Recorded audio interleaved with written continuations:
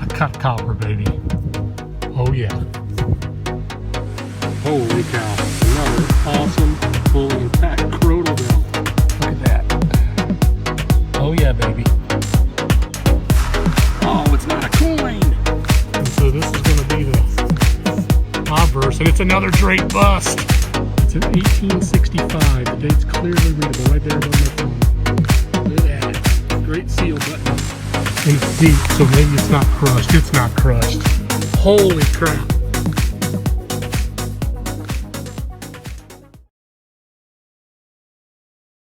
There's Max detecting right there.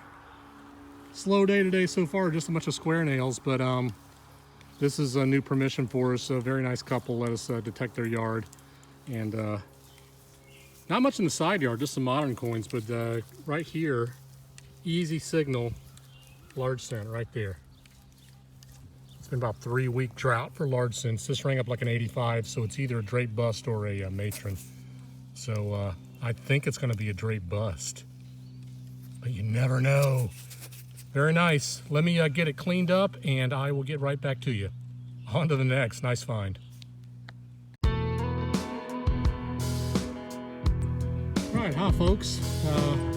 Out here on a late June afternoon, just getting some new permissions. Driving around, seeing if I can find some hay fields that have been cut that's within an hour of me. And I've got a number of sites up here I want to ask, and this is the first place I stopped by, and the guy said, yes, sure, go ahead and hit it. Had an old church and school on the corner of this crossroads, so I'm just kind of going through the rows here on the hay. It's plenty low enough. Had to reduce my sensitivity down because there's a power line nearby, but I got my first find here, and I've been here about 10 minutes or so. Old Rains guide broken off there, rang up like a 90 or an 88. Sounded really good, but a little large. I knew it probably wasn't going to be a coin, but probably something brass or of that nature. So hey, that's a good first sign. There's got to be school and church go back before the mid-1800s, so there's got to be some sort of large cent or an Indian penny or maybe some old silver here. You don't even know. All right, let's keep on searching along. I'll be back with you on the next find. On to the next. All right, folks, back to my next find, just the very next row. Let me show you the next find here. It's not a remarkable find, but I always like telling people some of these 1800s, early 20th century items. So let me pan around here real quick and be right back with you. And I'll show you this nice little find I found about 6 inches deep. And here it is right here, right down in that hole, rang up about like a 75. Could have been a coin, because it's small enough, but right here, you know what this is? It's an old music box reed. An old accordion or music box. Is very popular back in the mid-1800s through the early 20th century. And again, this is an old church and schoolhouse, so who knows, you know, these came by the dozens in these music boxes. And once I clean this up, I believe on one of the sides you'll be able to get the music note off of it. You know, C flat, C sharp, etc. So a nice little find. Let's keep poking around here. That's encouraging. I've only been here about 15 minutes, and I got two nice early turn of the century, late 1800s relics.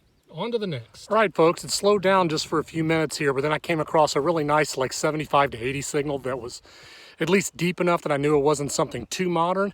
And I finally worked down through this hard soil, and let me turn you around here really quick and show you what I've got. Some sort of medallion right down there in the hole with a dude's face on it. Doesn't look terribly old. Let's see, it's got like a little attachment on the back. Let's see what we got here. This will be an early, 20th century relic. That'll be interesting for the collection. And I'll show all this to the farmer, which I always do.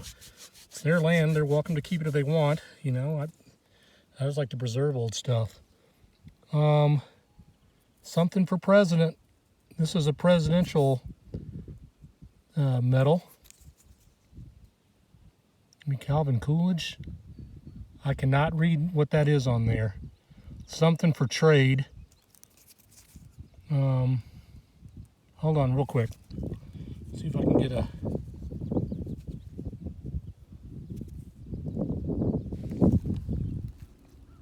I'm not sure who that is, but it looks a little bit older. It looks like something like a Calvin Coolidge, Warren Harding, something like that. But I'll get you an ID. You can always find stuff online and research it. So that's a cool find. Let's keep poking along. There is stuff here. On to the next.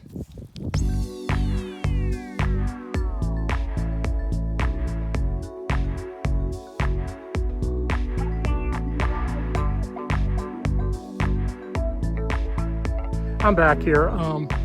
Pardon if there's any noise in this lonely dirt road. There is like 10 cars every 5 minutes on this thing. This must be some sort of connector road, even though it's really out in the country. A lot of inordinately high amount of traffic on this road. So I apologize if any noise comes by, but here's a few of the finds I just found in the ground deep.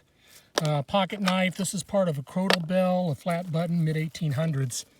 So this is confirming there's a home site here. And I will say the detector's not seeing that deep because we've been really in a drought up here so far this spring and early summer in Vermont. So when the soil gets really dry, you do lose some depth off the bottom. So unfortunately, I'm probably missing some deep stuff right now. But I got a squeaking tone right there, and I got another button. But folks, check this out.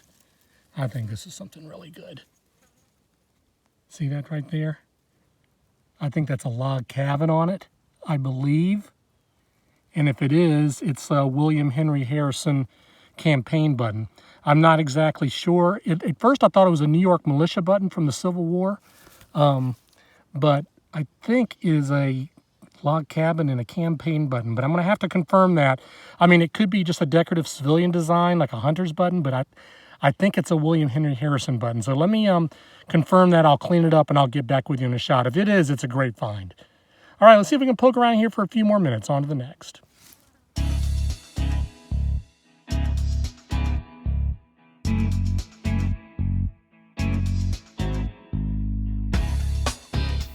All right, folks, good morning. Again, I'm at a new site. You saw that William Henry Harrison button cleaned up really nice. This is about a week later. I got a number of places I want to ask permission for. The difficulty is you got to get in fields where the hay is marginally, low enough. If it's in corn, you can't do it until, October, November. If it's in hay, you got to catch it right after one of the first or second cuts here in the summer. So this one's marginally low enough. It's another site of an old church, and there's another 1850s homestead down on this property down there about, I don't know, maybe a quarter mile. So it's a little difficult. This hay is marginally tall enough, so I've got to go really slow with the stock AT Pro coil, but there's stuff in here, folks, and I don't think they said it's been detected before. Medium high tone right there, and looky, I've got a tomback right off the bat. Been here 5 minutes. That's late 1700s, around 1800 all day, baby. So we'll take it. Let's keep poking around here, and there's got to be some good stuff. Again, I don't know how long I'm going to last out here because it is warm today, and the hay, it takes a little effort to get through it all. But I'm just going to go slow, and if I get a little high, little chirps, I will dig them and get back with you if there's something good. On to the next. Right, folks, it's been about 15 minutes since that button. I've dug part of a watch fob and a couple of nails. I got a squeaky, but solid 78 tone, and I think I've got something really good. Let's pan around here, and I'll cut back with you. We're going to find out what it gives together. I think I got old silver. All right, I'm back. Here it is. We're going to figure it out together. It's right down here in the hole. I'm thinking it's either an old seeded dime or a 1 real. It rang up like a 78 though, and that usually is a 1 real. Let me, let's look at that. Oh yeah, baby, it's a 1 real. Look at that, there's the cross on it.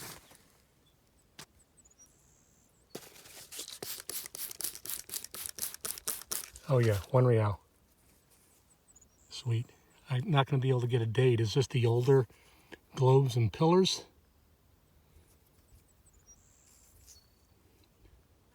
That's an older one, like maybe 1760s. I'm going to have to come back and get you cleaned up shop, but I'm almost positive that's a 1 real and not a half real. But I will take a look and come back. Very nice find. On to the next.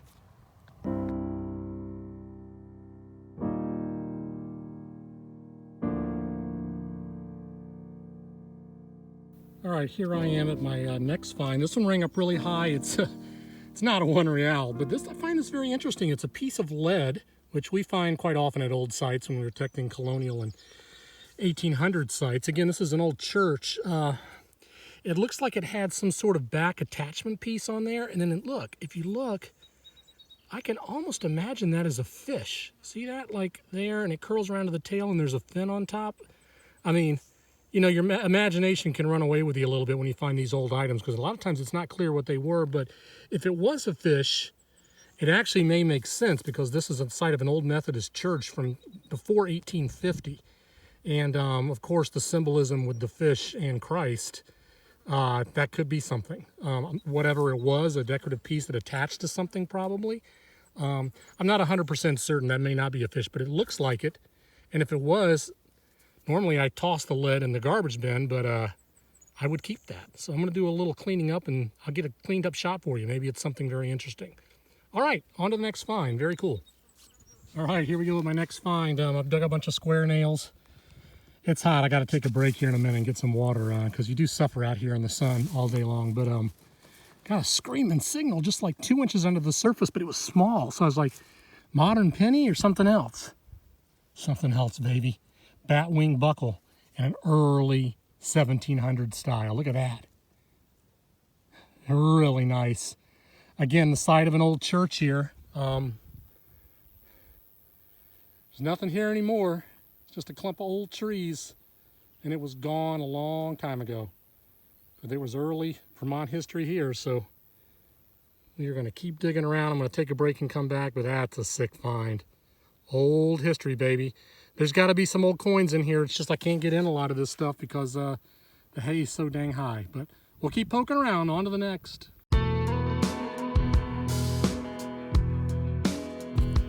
Right, folks, right back with my next target after a drink of water and a quick rest. Screaming signal, it sounded just like a large cent, but I thought it may be a little bit bigger. And it is, but it's a little more modern relic, but it's still something really cool. So let me pan around and cut away, and I'll show you what I got. Really nice find. All right, here we are. Look at this. You don't find them totally complete like that too often, guys. Old turn of the century padlock from probably the 1900s. You know, probably early 20th century. An old eagle padlock. They've been around a long time. I put off on my jeans here, but I'm going to guess late 1800s, early 20th century on that. But that's totally cool. That's 100 years old easily.